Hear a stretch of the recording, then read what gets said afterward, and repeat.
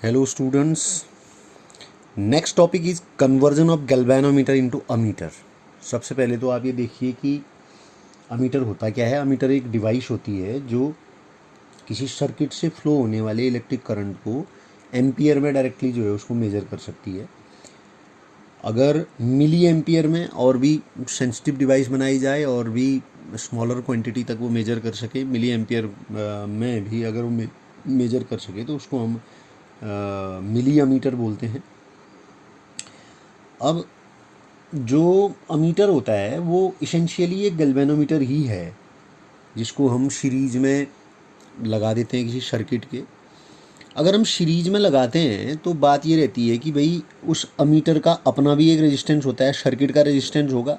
यहाँ पर अगर हमने अमीटर लगा दिया, इस अमीटर का भी अपना एक रेजिस्टेंस होगा, तो वो टोटल सर्किट के रेजिस्टेंस को बढ़ा देता है और जितनी करंट उससे फ्लो हो रही होती है पूरे सर्किट से उसको मेजर ना करके उससे थोड़ा कम मेजर करता है, क्योंकि करंट को कम करेगा, रेजिस्टेंस ज़्यादा होगा तो V is equal to I into R, V equal to I R होता है ना।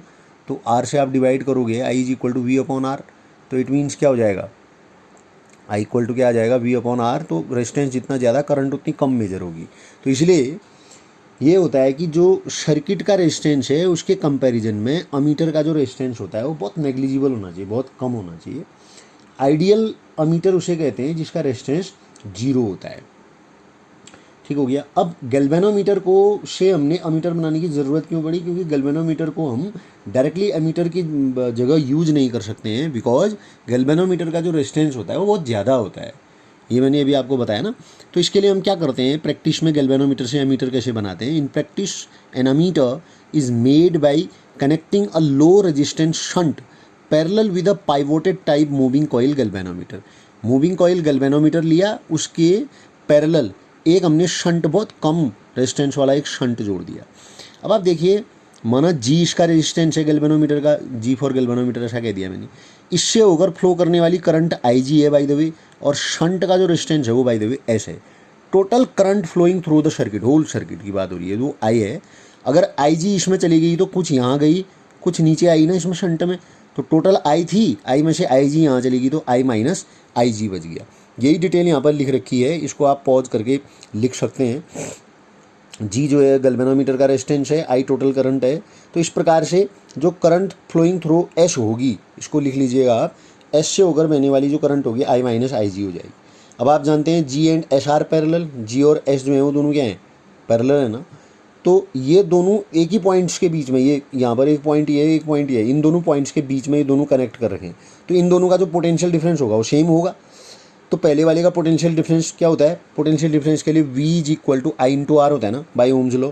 आई ऊपर वाले में गैल्वेनोमीटर में फ्लो करने वाली करंट कितनी है, आई जी, इंटू उसका रेजिस्टेंस कितना है, जी, इक्वल टू इसका पोटेंशियल डिफरेंस क्या होगा, इसका current I minus I G into इसका रेजिस्टेंस एस। होगा नहीं होगा बताइए।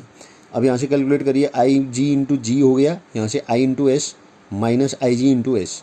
आई जी इंटू एस को यहाँ लाए, ये नेगेटिव था तो यहाँ आगे पॉजिटिव हो गया, यहाँ से आई जी कॉमन ले लिया तो जी प्लस एस बचा, यहाँ आई इंटू एस था। यहाँ से अगर हम आई जी अपॉन आई निकाल दें, आई जी अपॉन आई निकाला तो क्या आया, एस अपॉन जी प्लस एस। अब ये जो फैक्टर है एस अपॉन एस प्लस जी, इतना ही पार्ट जो है वो टोटल करंट का will flow through the galvanometer. ये गैल्वेनोमीटर से होकर बहेगा, गैल्वेनोमीटर से होकर जो करंट फ्लो करेगी वो कितना करेगी, इतना ही करेगी, क्योंकि हमने रेशियो निकाल दिया ना उनका। ठीक है, आई जी अपॉन आई का मतलब क्या हुआ, current flowing through the galvanometer divided by total current flowing through the circuit. तो केवल इतना जो पार्ट होगा वो करंट उससे फ्लो करेगी।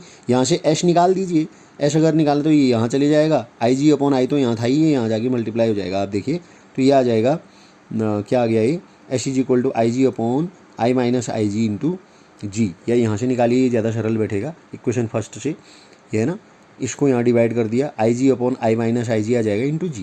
ये इक्वेशन फर्स्ट से इतना इसका क्या होगा, रेजिस्टेंस होगा। किसकी बात हो रही है, शंट का, शंट का रेजिस्टेंस इतना होगा। अब आप देखिए, as the shunt resistance is small so combined resistance of the galvanometer and the shunt is very low. क्योंकि उसका रेजिस्टेंस बहुत कम है। तो गैल्वेनोमीटर और उसका दोनों का अगर हम रेजिस्टेंस कंबाइन करके देखें तो वो बहुत कम आएगा। It means the ammeter has much lower resistance than the galvanometer. इसका अर्थ क्या हो गया कि जो गैल्वेनोमीटर होगा उसकी तुलना में जो अमीटर बनाया जाए गैल्वेनोमीटर के साथ शंट जोड़ के तो उसका रेजिस्टेंस बहुत कम होगा, क्योंकि ये पैरेलल में है ना। देखो ये और गैल्वेनोमीटर और शंट दोनों पैरेलल में है। पैरेलल में अगर दो रेजिस्टेंसेस को हम कनेक्ट करते हैं तो जो इक्विवेलेंट रेजिस्टेंस होगा वो ऑब्वियसली कम आएगा, ठीक है ना। तो गैल्वेनोमीटर अकेला होता तो उसका रेजिस्टेंस ज़्यादा होता, जी के बराबर होता। अब हमने शंट जोड़ दिया तो इन दोनों का इक्विवेलेंट रेजिस्टेंस कितना होगा यहाँ से निकाल रखा हमने। देखो 1/RA is equal to 1/G plus 1/S। ये नहीं कैलकुलेट किया तो इतना आ गया। RA बराबर क्या आ गया, GS/S प्लस G। तो ये रेजिस्टेंस जो है कम है एज कम्पेयर टू जी जो गैल्वेनोमीटर का रेजिस्टेंस था। आई होप आपकी समझ में ही आया होगा। नेक्स्ट वीडियो में हम बताएंगे कि conversion of galvanometer into volt meter.